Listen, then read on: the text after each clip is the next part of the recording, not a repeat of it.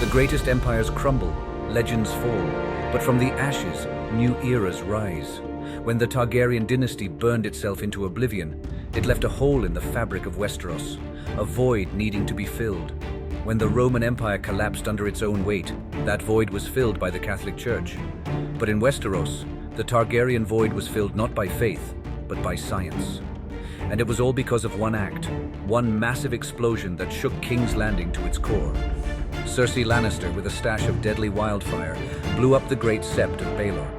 In a single cataclysmic moment, she changed the course of history forever. Most believe scientific progress follows a somewhat straight path from fire to artificial intelligence. But civilization wasn't steadily discovered. It was interrupted by over 1,000 years trapped in darkness. What if we could erase that lost millennium?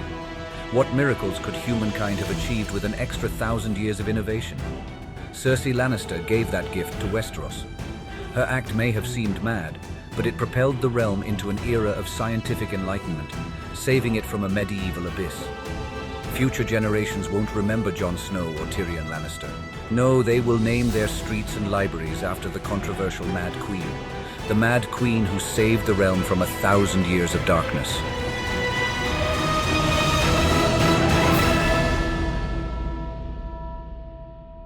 We need to understand the light before the dark.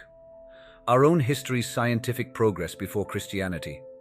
It all started in the 6th century BC.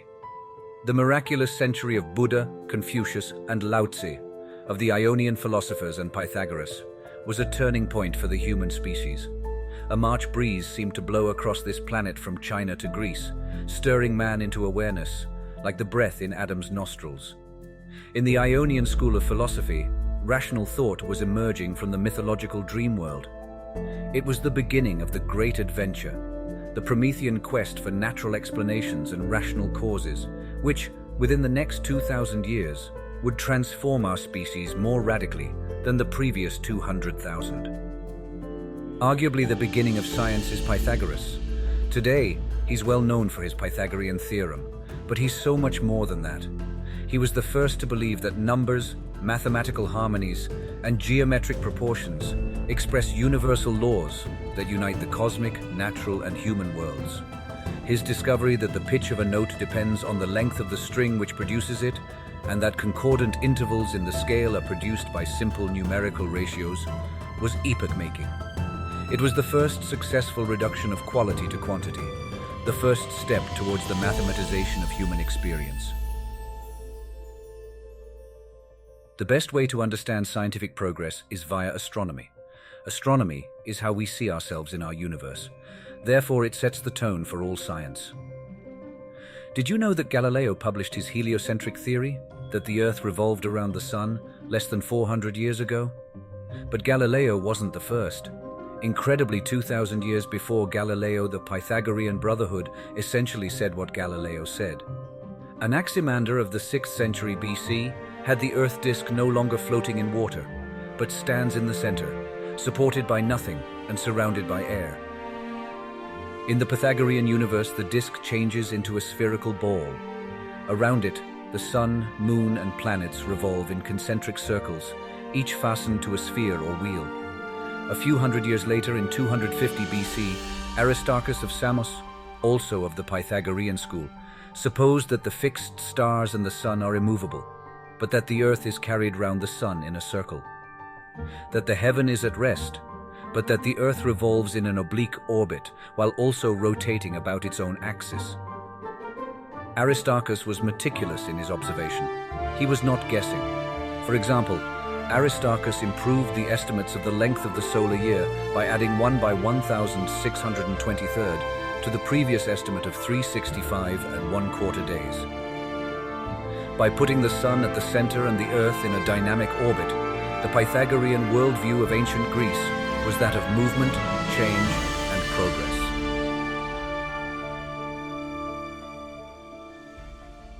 The Roman Empire eventually gobbled ancient Greece, similar to the Targaryen dynasty absorbing Old Town, home of the Citadel, the central hub of the Maesters.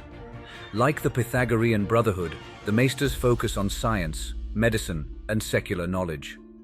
Rome, like the Targaryens, wasn't known for mathematical discovery, but rather engineering and military might. The Targaryens built the Red Keep, the Romans the Colosseum. The Targaryens had dragons, the Romans had legions. Both connected and controlled a large area, but eventually collapsed. Instead of a resurgence of Pythagorean observation and mathematization, the Roman void was filled with Christianity. A scientific dark age ensued because of the replacement of astronomy with the Christian model of the universe. A fixed, continuous hierarchical chain. At the top is God. Below God, a hierarchy of angels who were attached to the star spheres to keep them in motion.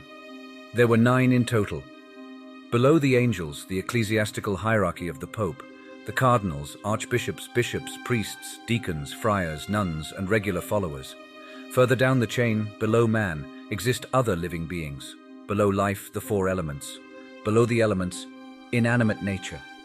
Descending lower into the conic cavity of the earth exist the 9 devils arranged in circles, the 9 rings of hell. Lucifer, occupying the apex of the cone in the precise center of the earth, marked the bitter end of the chain. The medieval universe was not really geocentric, but diablocentric. Its center, once the hearth of Zeus, is now occupied by hell. The earth, compared to the incorruptible heavens, occupies the lowest place, described by Montaigne as the filth and mire of the world. The worst, lowest, most lifeless part of the universe, the bottom story of the house. The secret to the medieval universe, the Dark Age defined, is that it is static, immune against change, that every item in the cosmic inventory has its permanent place and rank assigned to it. You can imagine how damaging this chain of being was to scientific thought. Before Christianity filled the void left behind by the Roman Empire, positive power emanated upward into the heavens. Pythagoras' legacy was a chain of reasoning, a chain of mathematical rationality in search of answers. Christianity's chain of being was the exact opposite answer. Man was stuck between heaven and hell, no reason to explore. Science questioned our place. Therefore, science was condemned. We were stuck in God's limbo until Copernicus rediscovered ancient Greek heliocentrism. There can be no doubt that Copernicus was acquainted with Aristarchus's idea and that he was following in his footsteps. The heliocentric idea of the universe, crystallized into a system by Copernicus and restated in modern form by Kepler, led to Galileo and altered the climate of thought not by what it expressly stated, but by what it implied, that through scientific observation we can improve. The chain of being was replaced by the chain of understanding. The last links of Newton, the Renaissance, and the Enlightenment complete our connection to antiquity. As Christianity had its static chain of being, so did the 7. Medieval Christianity had 9 angelic spheres and the 9 rings of hell. In Game of Thrones, the faith had the 7. There is a loose hierarchy within the 7-faced God, the father first, the mother second, next the warrior, then the smith, the maiden, the crone, and the stranger. Below the 7 is their own ecclesiastical hierarchy of the high septon, then the higher-ranking septons, such as those in the sept of Baelor, then local septons, the begging brothers, warriors' sons and poor fellows, followed by silent sisters and septors, followed by small folk who follow the 7. Just as there was and still is inherent opposing views between religion and science throughout our history, so it goes with Game of Thrones. It was a maester, Qyburn, who knew about the wildfire and equipped Cersei with the means of blowing up the Sept of Baelor. Equivalent to the Vatican, the Sept of Baelor was the center of the faith. A powerful political actor like Cersei meets a fringe man of science and experimentation like Qyburn, combined with an incredibly powerful technology, wildfire. Instead of 1,000 years of feeling around in the darkness, Cersei lit the flame with the strike of a match. Our own history had no such event, and the Renaissance was heavily delayed. Thanks for watching. If you enjoyed learning about history with Game of Thrones as an aid, check out this video about Westeros' relationship to Western Europe. And don't forget to subscribe. Peace.